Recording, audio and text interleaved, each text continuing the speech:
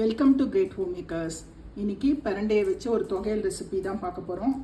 தொகையல் சொல்லலாம், சட்னின்னு சொல்லலாம், எப்படி வேணாலும் சொல்லலாம். இது சூடான சாதத்தில் நெய் விட்டு இந்த தொகையில போட்டு சாப்பிடும்போது சூப்பராக ரிஷான பிரண்டை எடுத்து வச்சுருக்கேன். இதை வந்து ஃபஸ்ட்டு நம்ம க்ளீன் பண்ணிக்கலாம். இலசாக இருக்கிற போர்ஷனை நம்ம அப்படியே எடுத்துக்கலாம்.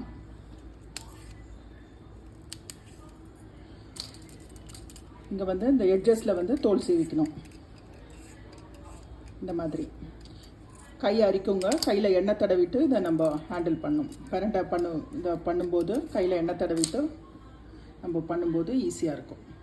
பிரண்டையை நல்லா தோல் சீவி இந்த மாதிரி நறுக்கி எடுத்து வச்சுருக்கேன். 2 டீஸ்பூன் ஆயில் விட்டுருக்கேன். கடலைப்பருப்பு 1 டேபிள் ஸ்பூன், உளுத்தம்பருப்பு 1 டீஸ்பூன், மிளகு ஒரு 1/2 டீஸ்பூன், மிளகா வத்தல் ஒரு 5, பெருங்காயம் கொஞ்சம். இதெல்லாம் நம்ம வறுத்துக்கலாம். பருப்பெல்லாம் நல்லா செவந்தாச்சு. சின்ன வெங்காயம் ஒரு 10 சின்ன வெங்காயம், 6 பல் பூண்டு, கருவேப்பிலை ஒரு கை கருவேப்பிலை ஆட் பண்ணிக்கலாம். பழுத்த தக்காளியாக ஆட் பண்ணிக்கிறேன்.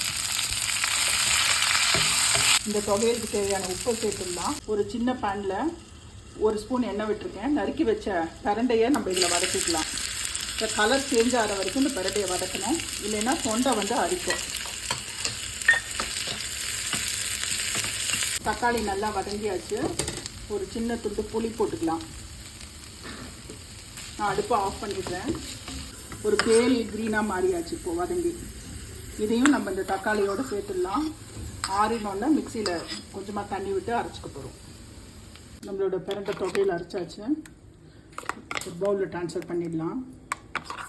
எண்ணெயில் கடுகும் உளுத்தம்பருப்பும் கடைசியில் தாளிச்சிடலாம். நம்மளோட டேஸ்டியான பிரண்டை தொகையில் வந்து ரெடி.